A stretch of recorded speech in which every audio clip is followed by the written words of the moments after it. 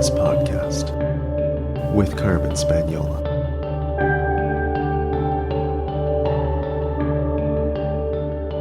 Hi there, and welcome to the Numinous Podcast, where we have interesting conversations with everyday folks about the mysteries of life. This podcast is a complement to the Numinous School, my online intuition development program for people who want their self-awareness to serve a greater good. Registration for the Numinous School only happens once a year in June. Find out more directly after the interview. I'm your host, Carmen Spaniola, and today on the podcast I'm connecting with Lori Lambert Williams. Since 1996, Lori has been a professional controlled remote viewer and is now one of the industry's foremost trainers and educators.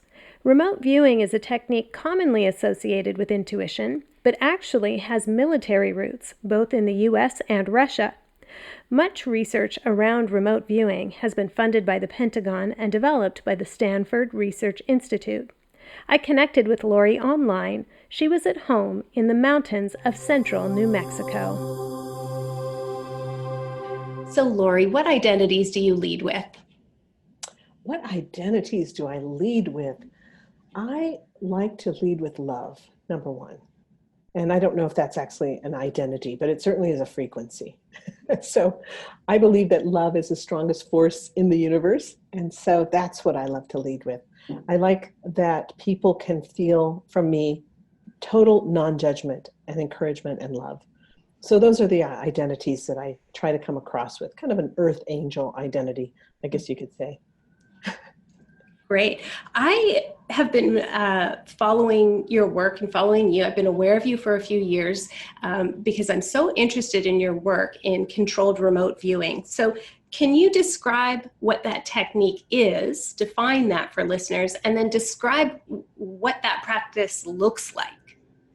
Sure. Yeah. Controlled remote viewing is a structured set of written protocols that one does sitting at a table with a piece of paper and a pencil or a pen.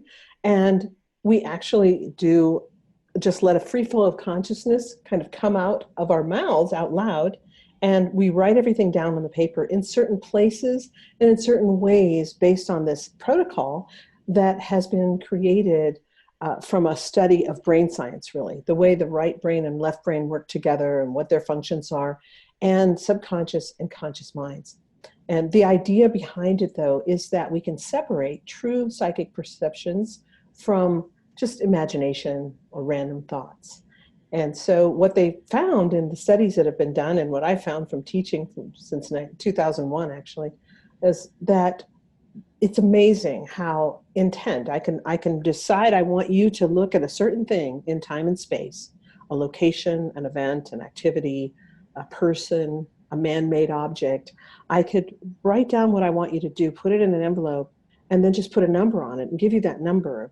And you will describe what's in that envelope perfectly or beautifully, maybe not always perfectly, but you'll describe it quite well enough that it's way beyond chance. And you might even sketch what's in the envelope.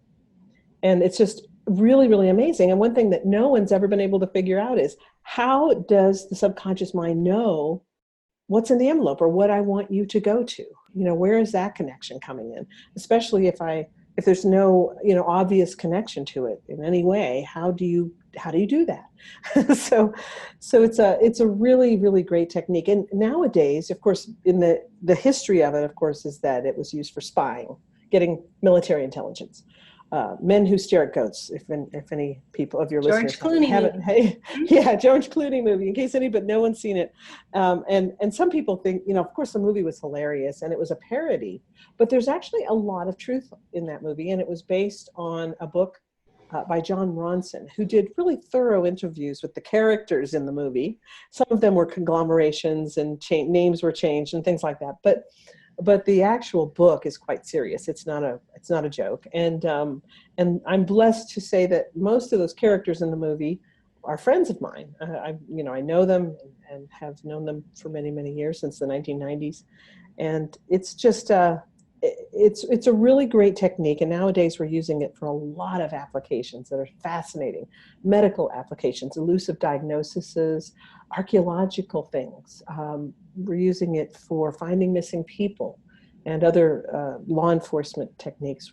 psychologists. I have among my students psychologists, CEOs of major corporations, #1 New York Times bestselling authors, just a plethora of people who are using this for wonderful, wonderful reasons nowadays.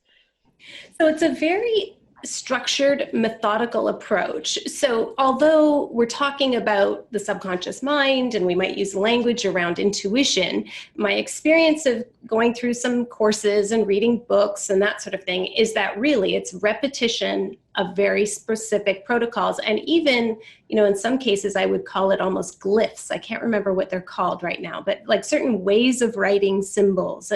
And so can you describe just a little bit slower and in the layman's terms, there's an object or a place that is described in an envelope or with coordinates.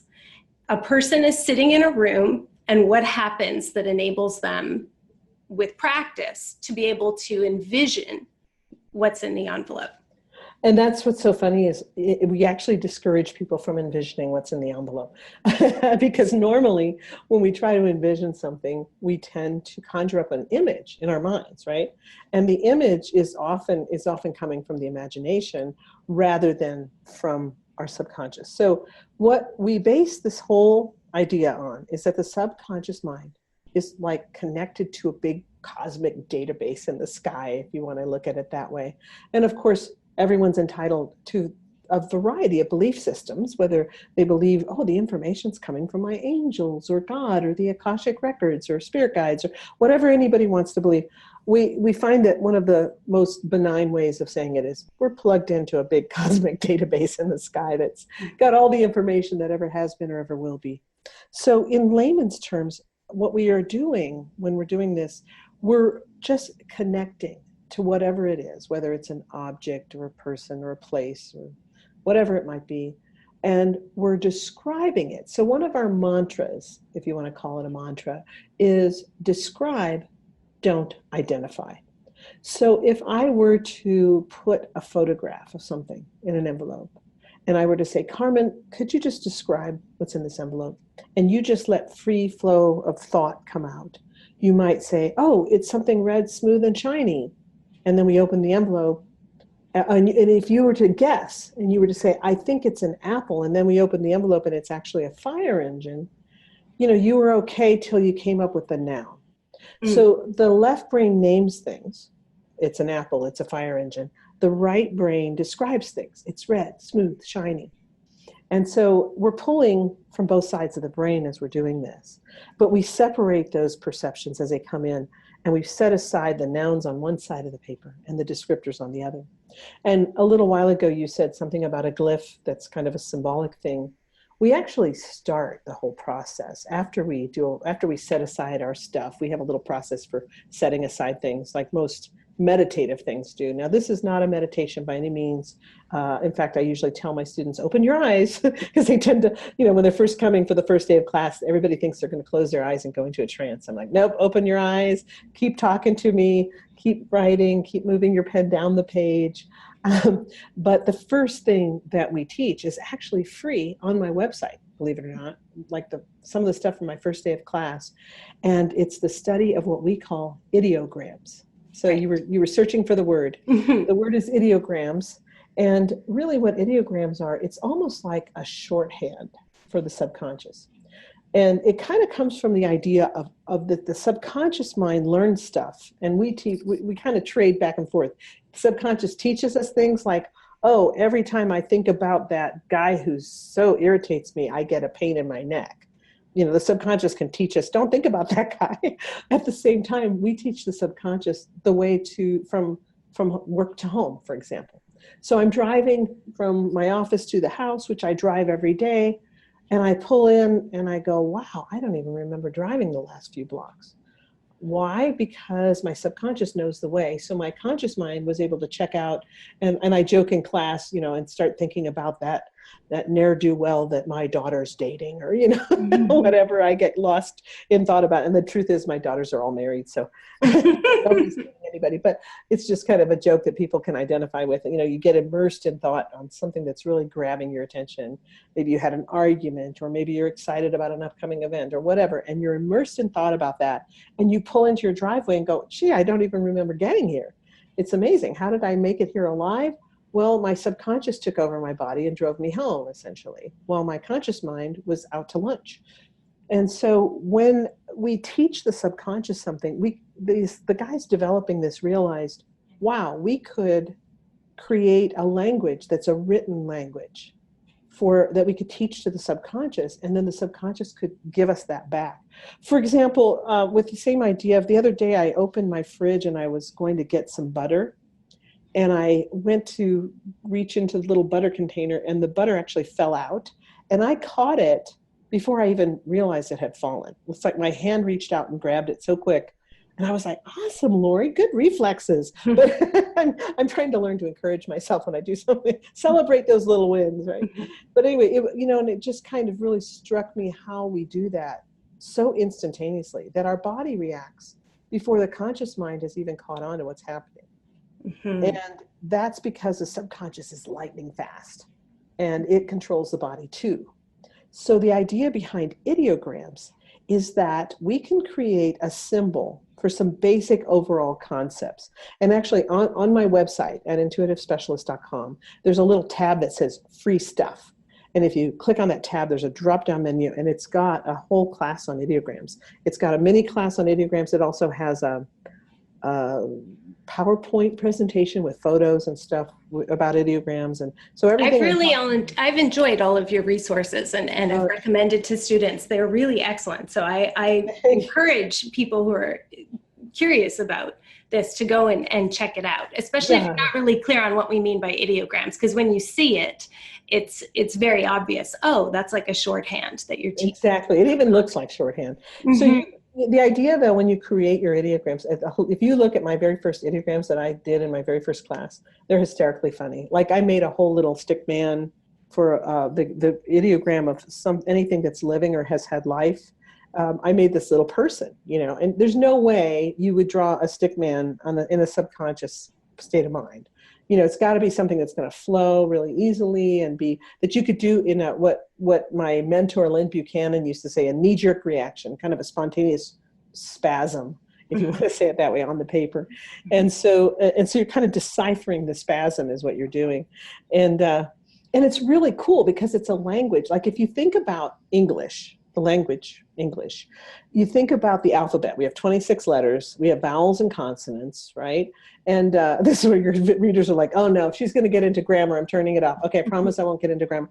But I just want to explain how, like, at some point, someone created the letter C, and we all know what the letter C looks like, and they decided that it could sound like a K or a S, right? That it would have those sounds. And so that combination of the shape of the letter and the sound that it makes, we all understand to be the letter C. And then if you put that with the combination of the letter A and the letter T, then you come up with the word cat, and we all know what a cat is, right? So ideograms are like that. They're a combination of shapes and feelings. Instead of shapes and sounds, they're shapes and feelings. We actually assign a texture to each ideogram. Mm-hmm. So a straight line that's hard might be my ideogram for the idea of land. Notice I didn't say just for land. I said the idea of land, because how many types of land are we familiar with? We're sandy land, marshy land, hilly land, steep land, shallow land. There's a gazillion types of land. So we're just talking about the concept of land rather than land as a thing. Mm-hmm. And it's the same thing with water. Water, it can be a liquid, it can be a gas, it can be snow, ice, steam, vapor, or the ocean. So when we're thinking about water, we're actually thinking of it as a concept rather than a thing. And so if you get an ideogram of water, which for me would be a wavy line that feels soft, and the thing is, these are coming out spontaneously. Mm-hmm. So when they come out, you do the squiggle, and then you kind of analyze the squiggle through a process that we call the IAB process.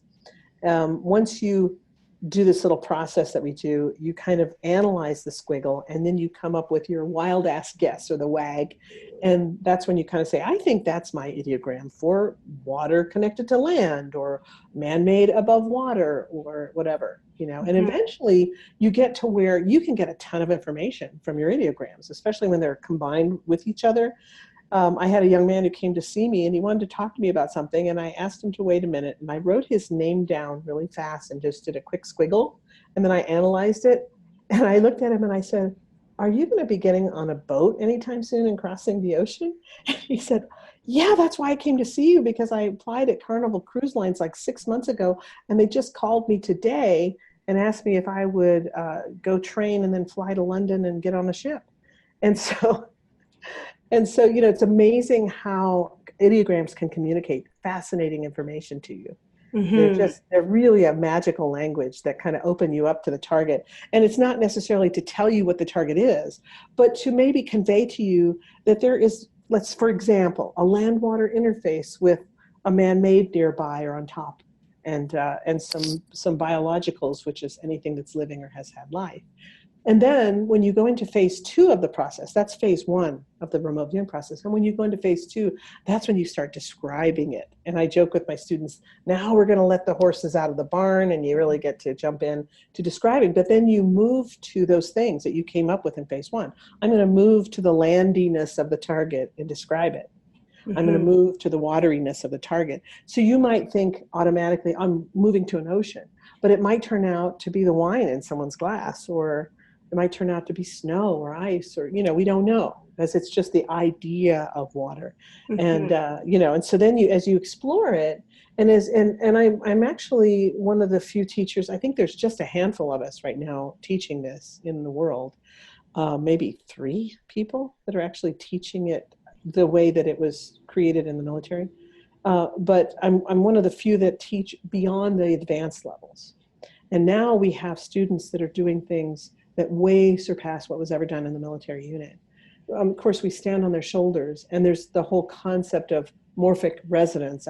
Maybe a lot of your listeners have never heard of that, but it's kind of the idea that the more people that learn something, the easier it becomes to learn, because we're all connected on a level, you know, that we don't necessarily understand, on a level of consciousness.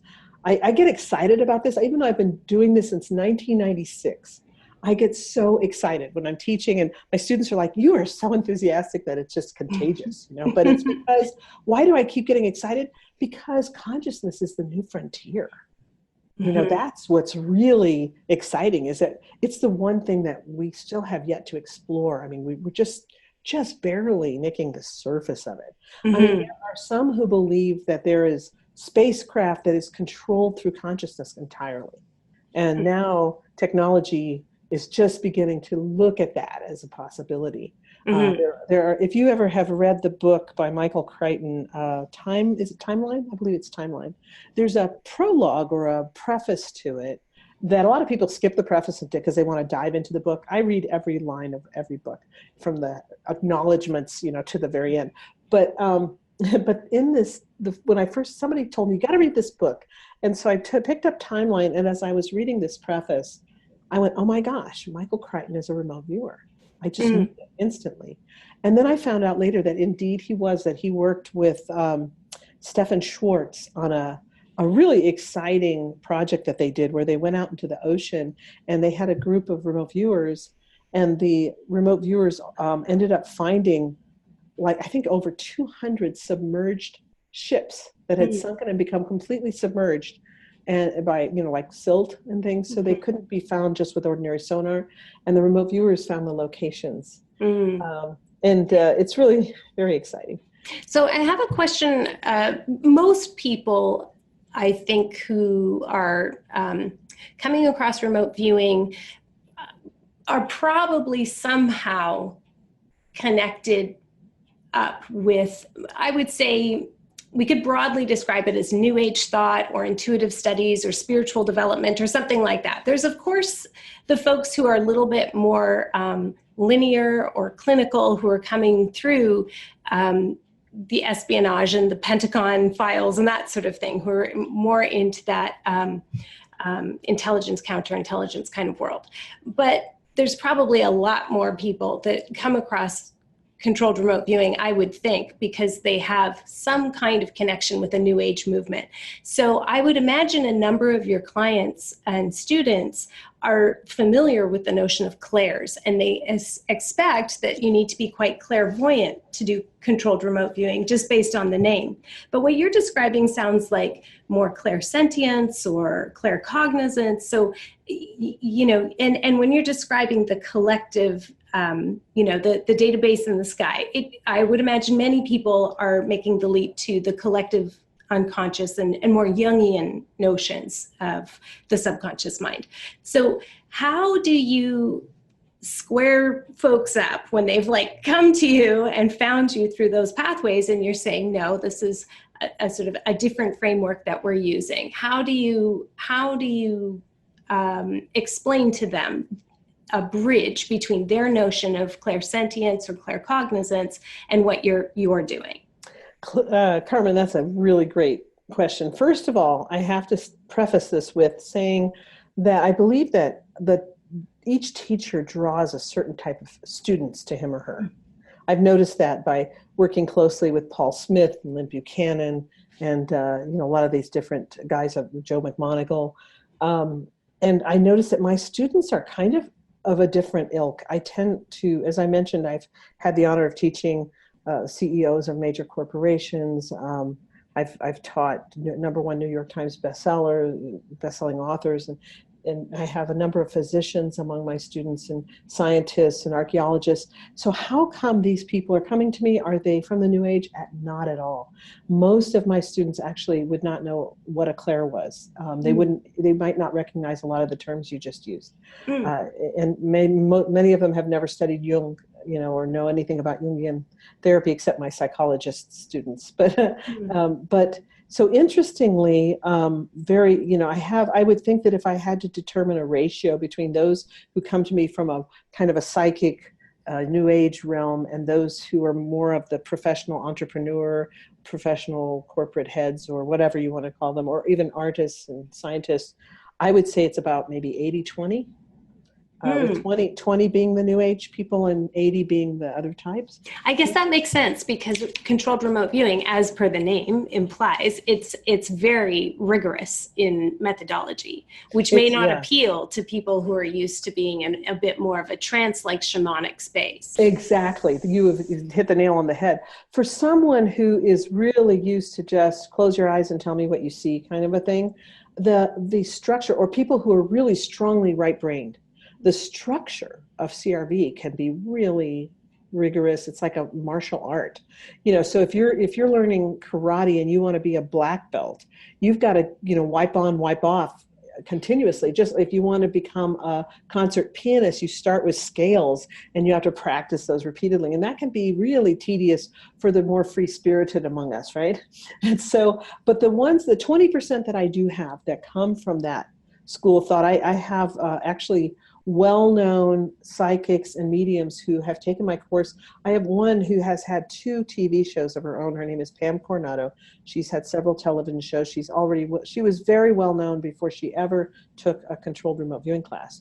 And so she ended up taking basic, intermediate, and advanced twice each. So I asked her and I said, Pam, why would you take these classes when you were already famous, you were already using your psychic ability? Why did you take these courses? And she said, oh my gosh, CRV has increased my intuitive abilities 400%. And it's also taught me that I can do it anywhere, anytime, under any conditions. I used to think everything had to be perfect and I had to meditate first and I had to do this and that, hold your tongue just right, as they say. And she said, I found out none of that's true. And it made me so much more versatile. And of course, that's one of the things I harp on with my students.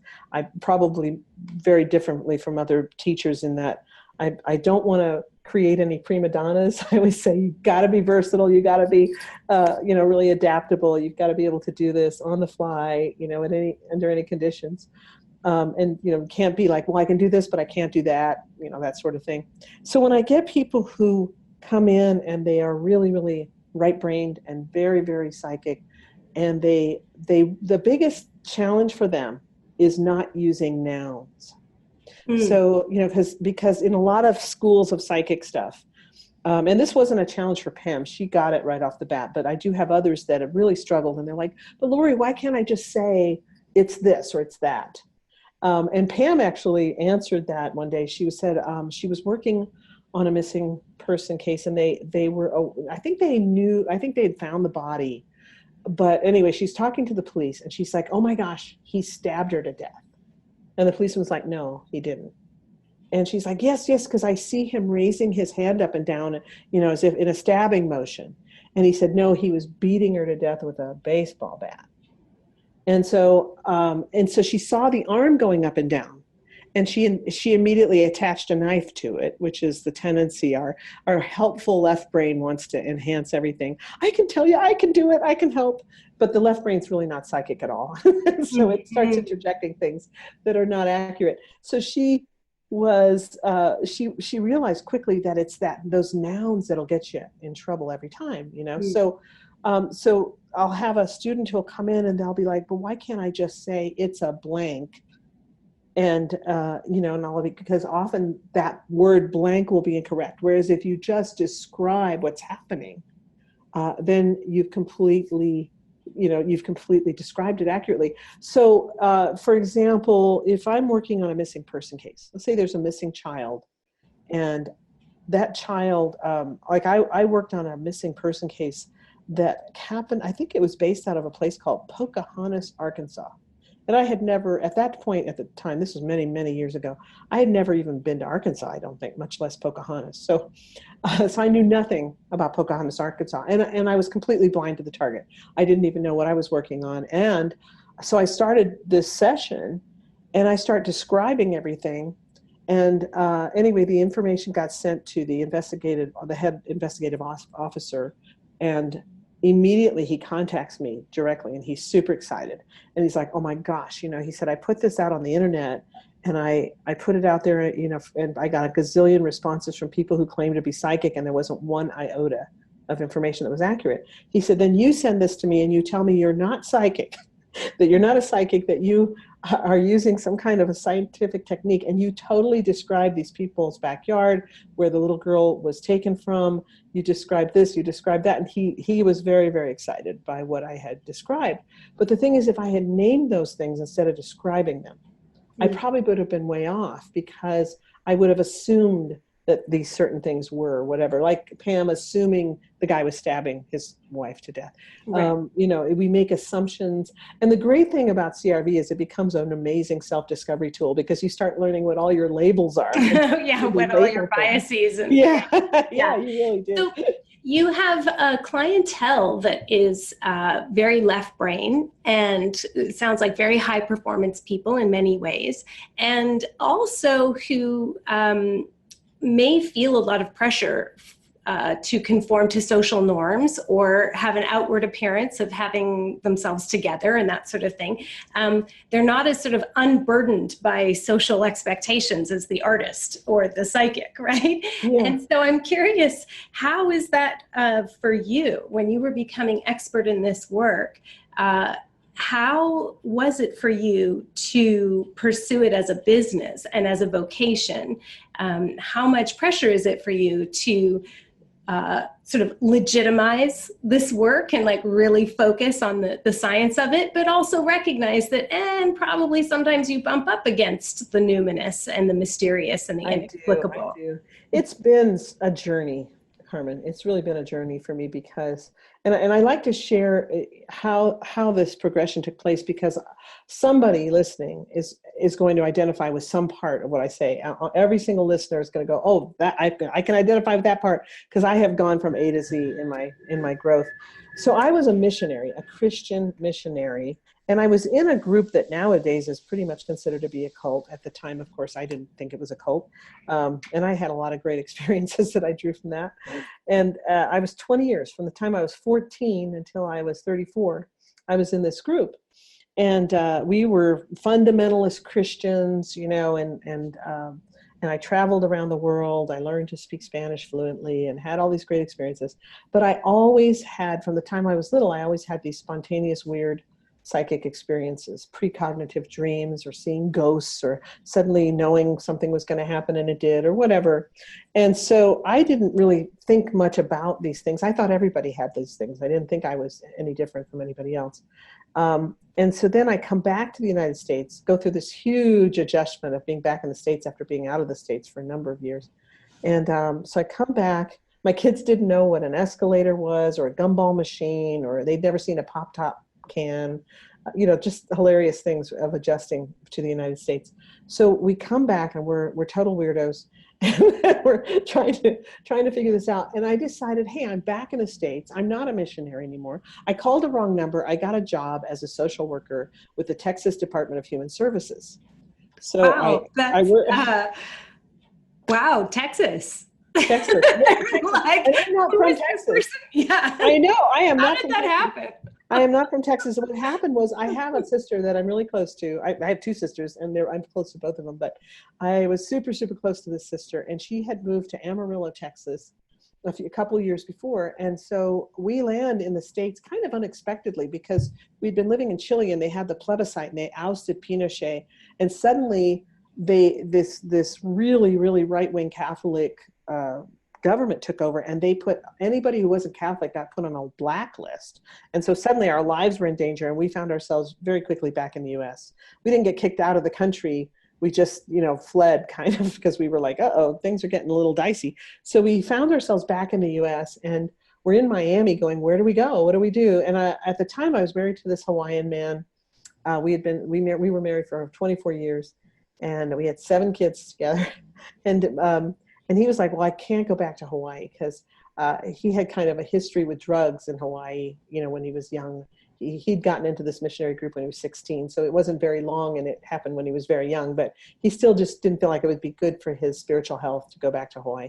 Then we were like, well, I don't want to go back to where my parents live, And so we ended up, my sister calls, and she said, come to Amarillo, Texas. They have a great homeschooling movement here, and it's big skies, lots of tumbleweeds, but really warm, friendly people.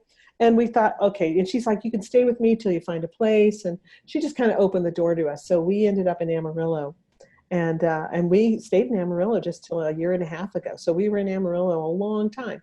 But anyway, so we moved to Amarillo, Texas, of all places. And I thought Texas was like the last place on earth I wanted to be. And Amarillo was so good to us. It was like everything fell into place. Like I said, I called the wrong number and got this amazing job. And so for 5 years, I worked for the Texas Department of Human Services. And when right around 1996, I got a job as the head of a refugee resettlement program, where we were actually resettling refugees with contracts that we had with the federal government and the state government. And so it was like just my perfect cup of tea, because I loved working with people from other countries and learning new languages and expanding my mind. And it was just an amazing experience. And I also was so impressed with the resilience of the refugees, because they'd seen family members tortured and dismembered and killed, and had their homes burned down, and were forced to walk for hundreds of miles, and giving birth on the road. And I mean, horrible, horrible experiences, rape and pillage and plunder. And yet they were so resilient, and they were amazing. And their children, would end up winning awards and becoming like valedictorians when they had come from almost no education to suddenly graduating from high school in a space of like 3 years. And I just could not believe these people. They were like superhuman. And they really encouraged me to be much more resilient in my own life, and take things with more strength of character. So 10 years I worked for them, but the same year that I started that job, I also met a guy who had been the head psychologist of the Stargate remote viewing program. And the whole thing was a very psychic experience. And I don't know, just to tell you briefly what happened, I was asked in my new job to go to Denver, Colorado to attend a conference on post-traumatic stress disorder in refugees. So I get there, and I'm brand new in the job. And at the same time, I was reading a book by a doctor who had been doing a 20-year study on children who had near-death experiences, and all the things he was. Is that Dr. Ian Stevenson? No, it wasn't. It was someone else. Sorry, I mentioned him because he was a great Canadian. Yeah. I think so anyway. And he did reincarnation studies in children in India over several yes. Sorry to interrupt. Carry on. Yeah, this was reincarnation, though. It was really just kind of studying kids who had actually had a clinical near-death experience and seeing how that changed their lives over 20 years and following them through 20 years, along with a control group of kids who had never had anything. And seeing the difference. And what he found was that kids who had had near-death experiences tended to have much higher degrees of verifiable psychic experiences. And as I was reading the book, I suddenly remembered that my mother had told me that when I was a baby, I actually died and they had to revive me. And to this day, they're not exactly sure what happened. They don't know if one of my sisters tried to kill me by stuffing a piece of paper in my mouth and choking me to death, or she's much less homicidal now. Anyway, whether it was that or whether it was that I had a febrile seizure, they're not sure exactly what happened. But she said, one minute you were flopping around on the floor like a fish, and the next minute you had stopped breathing, you had turned blue, your eyes were fixed and glassy, you weren't breathing. So I have no recollection of this, of course, because she thinks I was like 2, maybe a little less than 2 when this happened. So I don't remember it, but I did fit all the things he talked about for children who had clinically died and been revived, who had near-death experiences. And when I read the thing about the higher degree of psychic experiences, verifiable, he said a verifiable experience is when you have a psychic experience that someone else witnesses as well, or knows about, So like, let's say you have a dream and you say, hey, Carmen, I had this dream last night, and I tell you the dream. And then the next day, what I dreamt happens, and you know it too, because I told it to you before it happened. That makes it a verifiable experience. And so when he said the average, that the normal thing, a person who's just normal might have one of those per lifetime. And I went, oh my God, I must not be normal. I didn't realize it until that moment. And so then, that day I went to the conference, and there was this man who was speaking that was just captivating. And he was a psychologist, and whatever he shared really captivated me. And then that night I dreamt, and I found out that he had just retired from the U.S. military as a colonel. So that night I dreamt that I was asking him if he knew a colonel I had just met like 3 days earlier in Amarillo. I had never met a colonel in my life, and then suddenly in 1 week I met 2 colonels. So the next morning I got to this thing. I was there early, and he was there. And we were just standing there waiting for them to open the ballroom doors. And it was just the 2 of us. He's a total stranger. And I said, I had a dream about you last night. Now, Carmen, I'm going to tell you, my mom told me, if you want a man to remember you, you tell him you had a dream about it. And so anyway, he said, really, what did you dream? So I told him about the dream. And he asked me what branch of the military this colonel had been in. And I said, I think he might have been military intelligence. And he said, oh, I was in military intelligence. And just as he said that to me, the cover of the new book that had just come out was on the new arrival shelf by Dave Morehouse, Psychic Warrior, flashed in my mind. And I was like, okay, I see this book. And I just said to him, I blurted out without thinking, I said, have you seen the new book? He's like, what new book? And I said, it's turquoise and black, and it has something to do with psychics in the military. He goes, are you talking about Psychic Warrior by David Morehouse? And I said, yes. And he said, I can't believe you're asking me about that book, because I was the main psychologist for that program. And I was like, really? And then he was really interested in me. He like starts leaning into my space and asking me a bunch of questions. Are you naturally, do you have photographic memory for numbers? Do you tend to remember maps easily? Are you artistic? And he's just asking me, he's firing these questions. And I'm having visions of men in black coming and kidnapping me. And, I tended to be a little overly dramatic back at that stage of life. And I'm like backing away from him. But we ended up actually having a really interesting conversation. And he told me, when you go home, go on the internet, which was kind of new in 1996. He's like, go on the internet and look up remote viewing. So I did. I got back home and I looked it up, and the first thing that popped up was Lynn Buchanan's webpage, and it said, what is CRV? And I read it and I went, oh my gosh, this is what I've been looking for, a way to reconcile my belief systems with all these experiences in my life, because I'd come from this really religious background. So anyway, so the whole journey then went from a religious, pretty staunch Christian background. And then as I started out in this in this journey with controlled remote viewing, it became a very safe platform for me. I thought, this is scientific, so it's okay. And the way Lynn explained it, and of course, Lynn has a background as being raised as a Baptist and then becoming a Methodist minister prior to going into the military and having, becoming part of the remote viewing unit. So he was the perfect teacher for me because he really was kind, he was patient, he was ethical, he had a lot of integrity, and patient. I have to say patient again, because he was very patient with me, because I tended to be actually pretty far right-brained. I didn't realize it at the time, but I did have trouble grasping the structure. Not as much trouble as some people I've seen have, but I did have some trouble in that. It was just hard to remember where to put things. And even years later, I was putting things on the wrong side of the page, and I had to really correct that. So I had to develop my left brain skills a little more. But anyway, so that journey was a really long journey, and it took a long time for me to let go of these religious ideas that this could be wrong, it could be sinful, or anything like that. Let that go. I dropped a lot of fears. I was able to overcome a lot of fears, and fear of heights also through this, and just get over a lot of my stuff in order to bring me to where I am now. I don't know if I answered your question and all that. I hope I did. Well, it was fascinating. I don't remember the question anymore. I'm still like, wow, so you're a cult survivor who accidentally gets a job in social work. This is fascinating to me.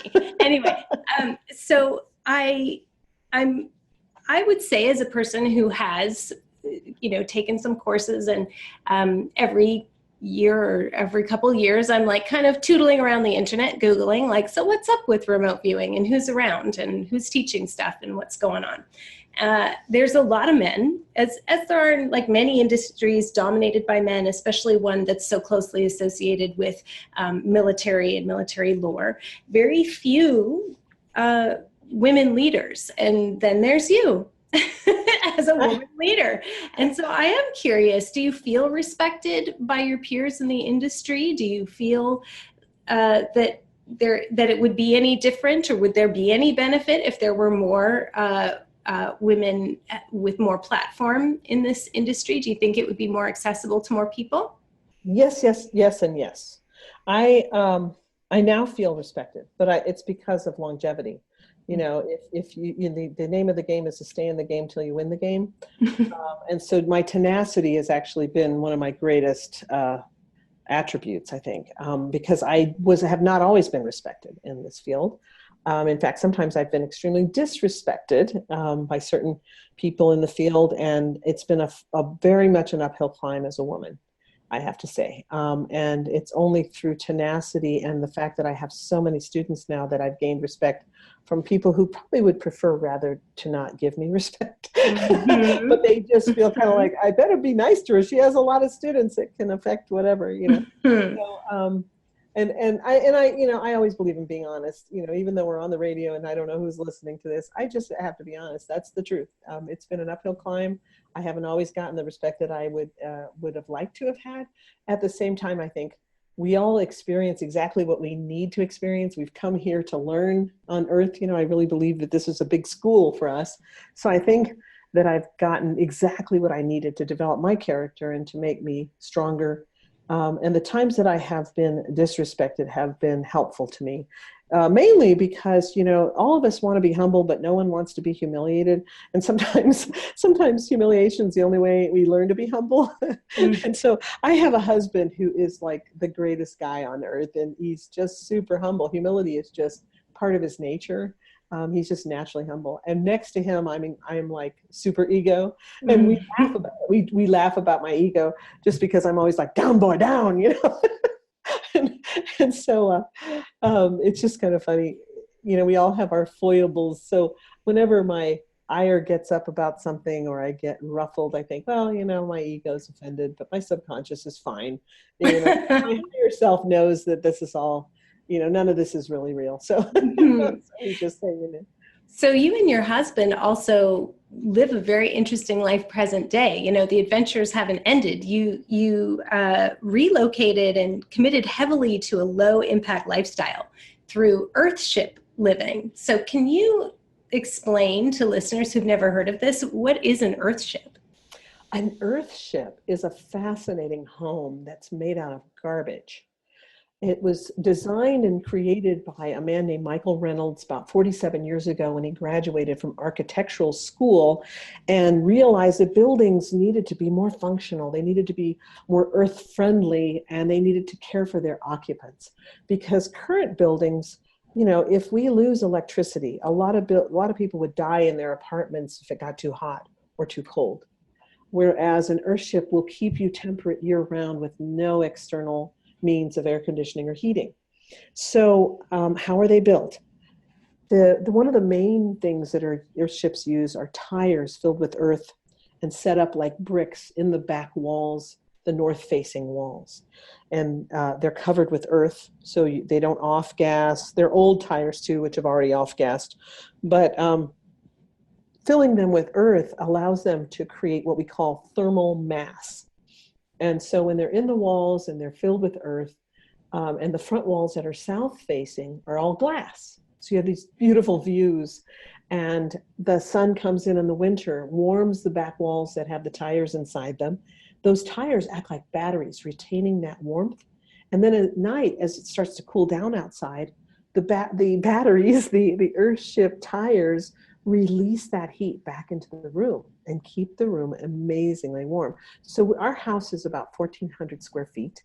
It's technically a 2-bedroom, 1-bath home with a sizable living, dining, kitchen area that's all open.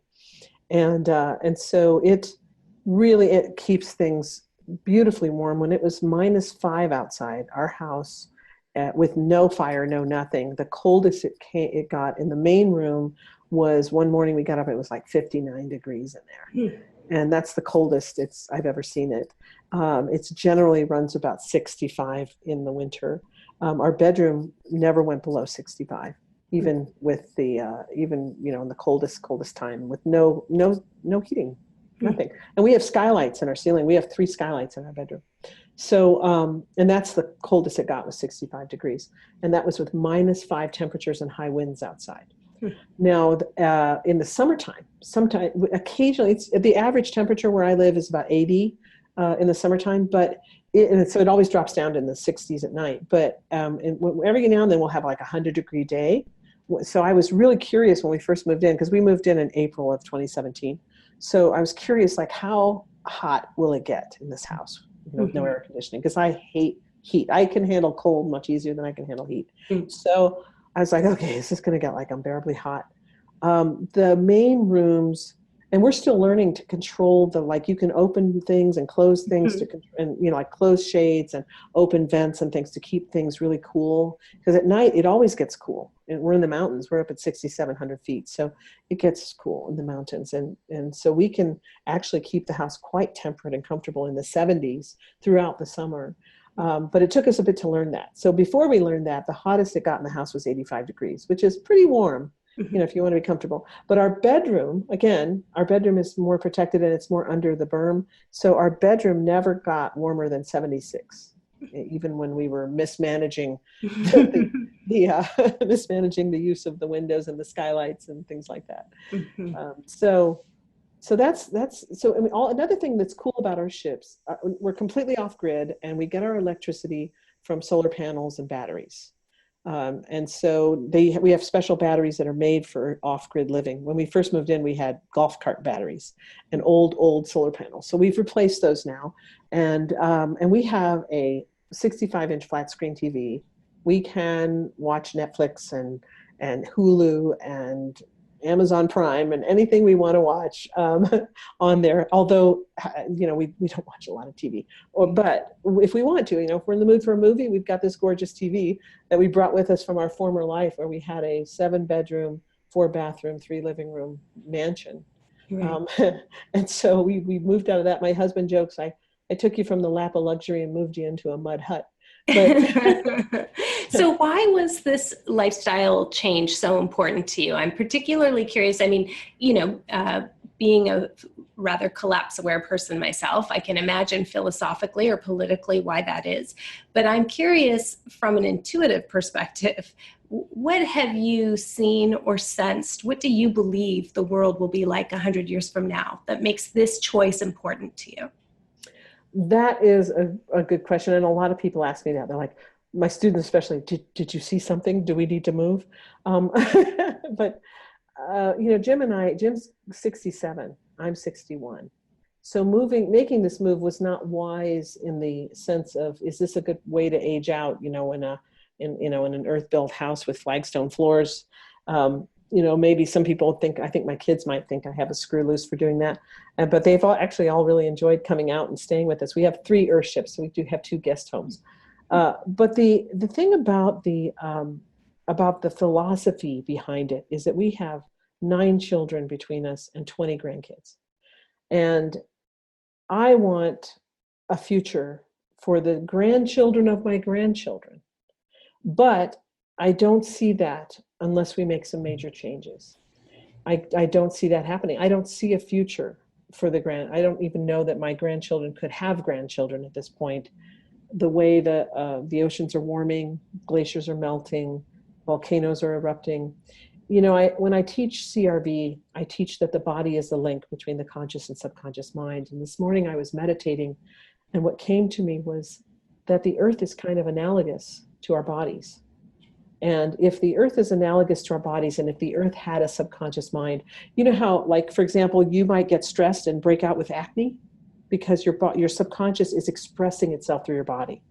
And by the same token, if you think of the earth like a body, if it had a subconscious mind, the earth doesn't break out in acne. It has volcanoes erupting. It has storms. It has hot flashes and cold flashes and things like that. And all of these are the earth's attempt to communicate with us. I firmly believe that from an intuitive level. Do you remember when that horrible oil leak happened in the Gulf, and everybody they were desperately trying to figure out how to stop it?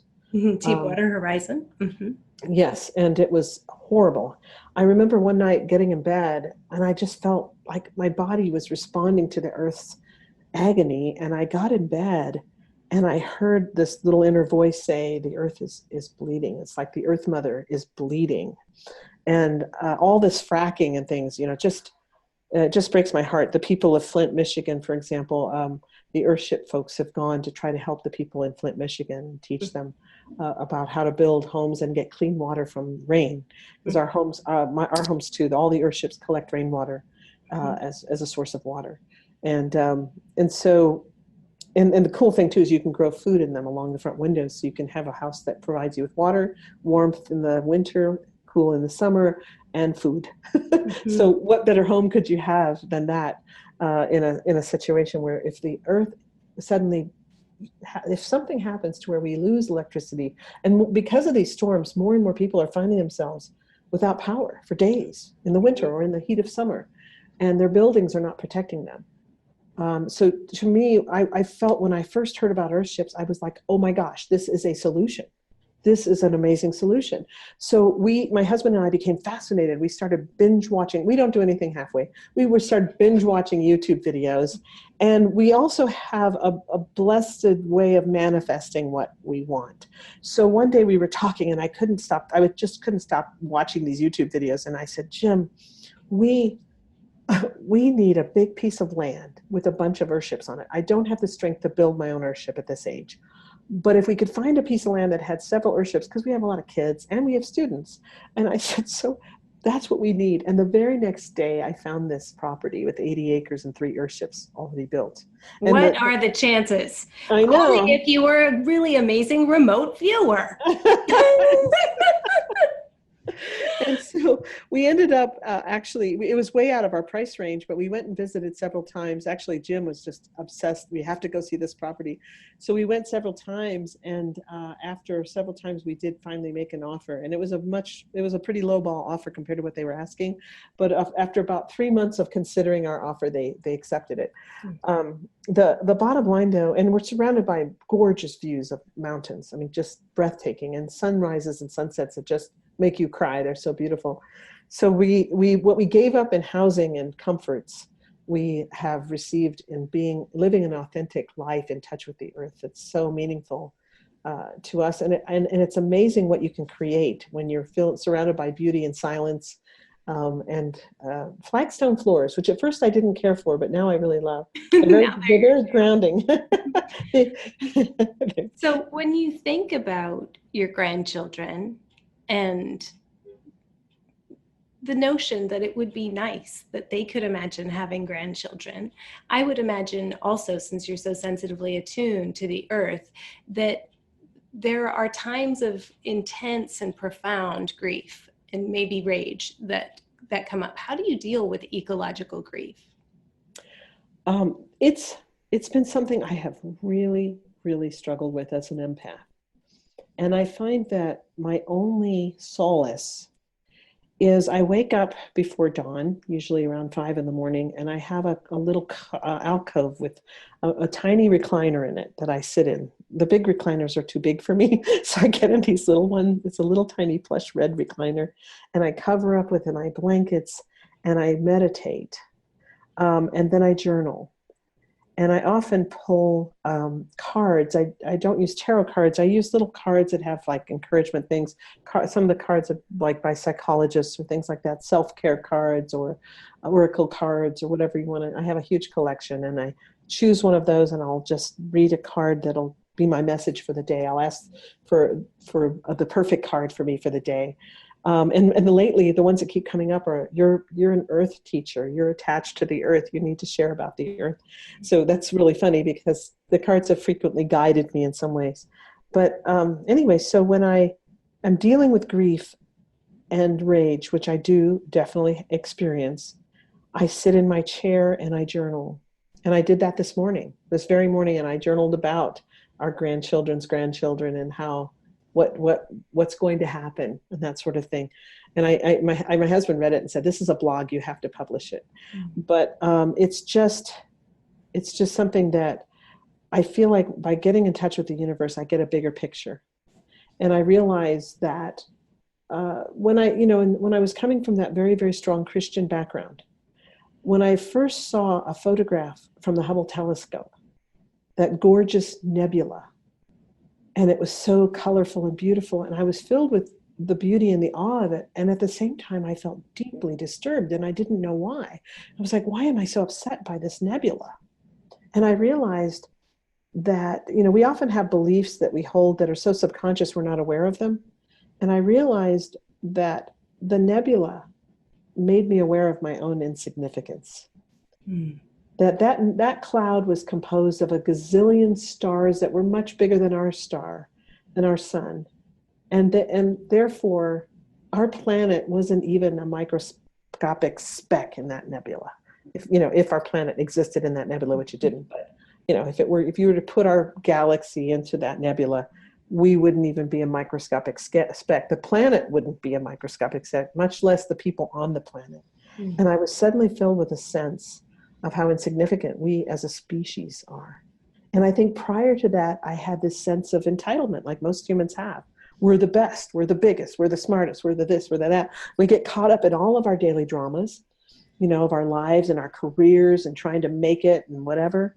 And then you realize we're really, really insignificant, and all of our little dramas are really unimportant in the big, big scheme of things. And when I think about that, I realize there is a creator, there is a God.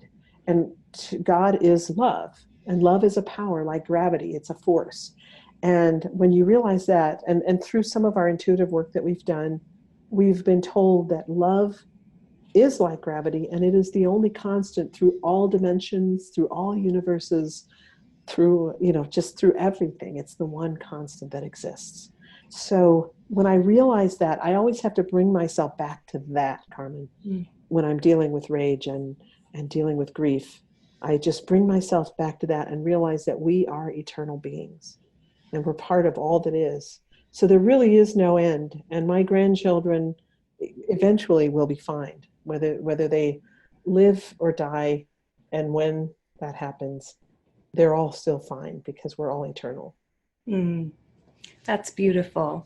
Thank you so much for sharing your stories, your perspective, your expertise, Lori. And I really have appreciated learning a little bit more about the person behind the teacher, the person behind the really excellent website that has so many resources. So thanks for sharing your expertise, but also of yourself. I appreciate you being on the show.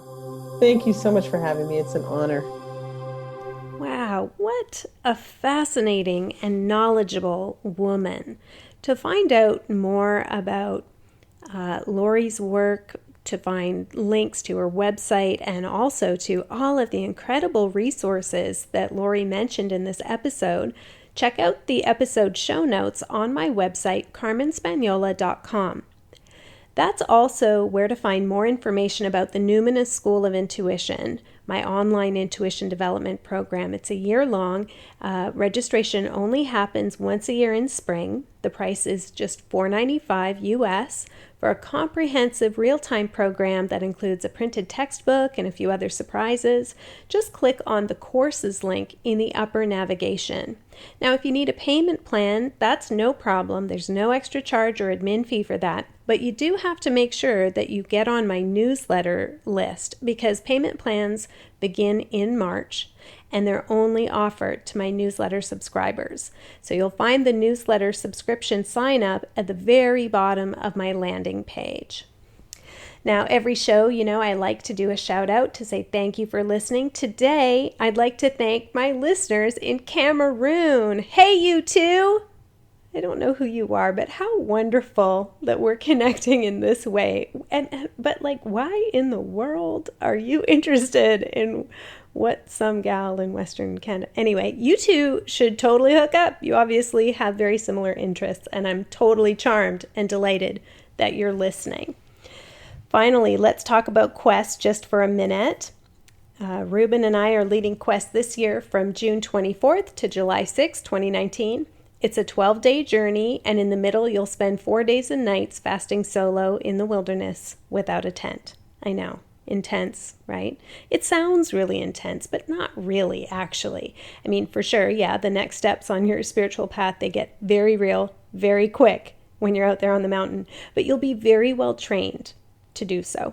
But you know what? Also, more than anything, Quest with us is an experience of earned, secure attachment and reacquaintance with the skills of human making and community building and togetherness. So truly, the solo is like a tiny part of the larger life-changing experience that is Quest with me and Ruben.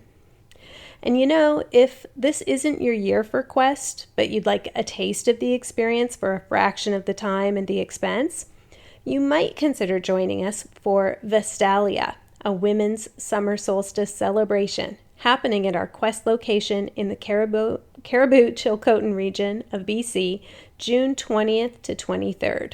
You'll find details about Vestalia under the workshops link on my website, and you can get all the information about Quest under the Quest tab at carmenspagnola.com. CarmenSpagnola. Until next time, take care.